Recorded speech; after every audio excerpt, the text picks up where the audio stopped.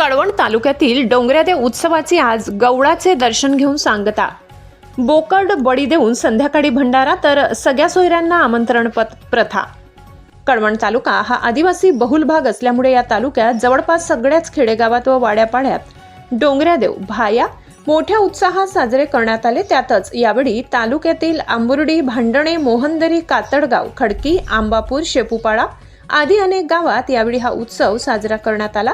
या उत्सवाची सांगता काल मार्गशीर्ष पौर्णिमेला भगत मुधानी मठावरील थोंबाची विधिवत पूजा करून थोंब उपटतो त्यांच्यासोबत व्रतात सामील असलेल्या सर्व माऊल्या, ग्रामस्थ डोंगऱ्यादेवाचे गाणे म्हणत गड घेण्यासाठी गवळाच्या दिशेने रवाना होतात। यावेळी आदिवासी स्त्रिया दिवेचे ताट करून माऊल्यांना ओवाळतात। माऊल्या रात्री गडाच्या गवड्याच्या पायथ्याशी मुक्काम ठोकतात। या जागेला रानखडी असे म्हणतात। तेथे पुन्हा थोंब रोवला जातो। दरम्यान गावातील प्रमुख ग्रामस्थ मुधानी भगत गवळाजवळ जातात। तेथे स्वच्छता सारवण करतात। 5 आरत्या, महादऱ्या, मोठा दगडी दिवा, अगरबत्ती लावतात। गवळाच्या गुहेसमोर धवळा कोरा शेला उपरणे धरतात। तेथे भगत कंसरा नागली तांदूळाच्या 125 पुंजा टाकतो।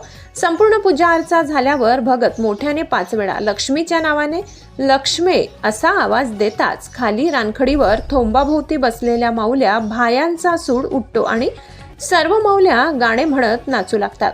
सकाळी माऊल्या पहाटे 5 वाजता झुंज्या मुंज्यालाच गड घेण्यासाठी जातात। त्यानंतर प्रत्येक माऊलीच्या कमरेला ओटी, डाळी, पोहे, नारळ बांधतात। ओटीतील डाळी पोहे वाहतात, दर्शन घेतात आणि हे डोंगऱ्या देवा, सालाबादाप्रमाणे आम्ही आज तुझ्या दर्शनाला आलो आहोत। आम्हाला, आमच्या मुलाबाळांना, आमच्या गावाला सुखी ठेव, आमच्या शेतीवाडी धान्याला बरकत दे, अशी मनोभावे प्रार्थना करतात। डोंगऱ्या देवाचे गौड डोंगराच्या अत्यंत उंच व अवघड कपारीत गुहेत आहेत। अशा गौडात घुसणे म्हणजे एक प्रकारे दिव्य परीक्षाच। या कालावधीत गवळात घुसणे माऊल्यांना फारसे अवघड नसते। ही सुद्धा एक प्रकारे डोंगऱ्या देवांचीच कृपा आहे, अशी आदिवासींची श्रद्धा आहे। गवळाची पूजा आटोपल्यानंतर सर्व माऊल्या आपल्या गाववस्ती जवळील धानीवर येतात। भगत तेथे स्वच्छता सारवण करून धानीला शेंदूर लावतो। या जागेवर सुद्धा तांदूळ कंसाराच्या 125 पुंजा टाकून प्रकृतीला आळवणी विनंती केली जाते।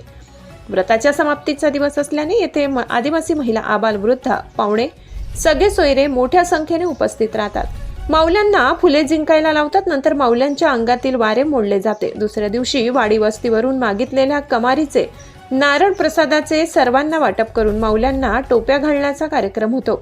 अशा प्रकारे आदिवासींच्या डोंगऱ्या देवाच्या व्रताची सांगता होते।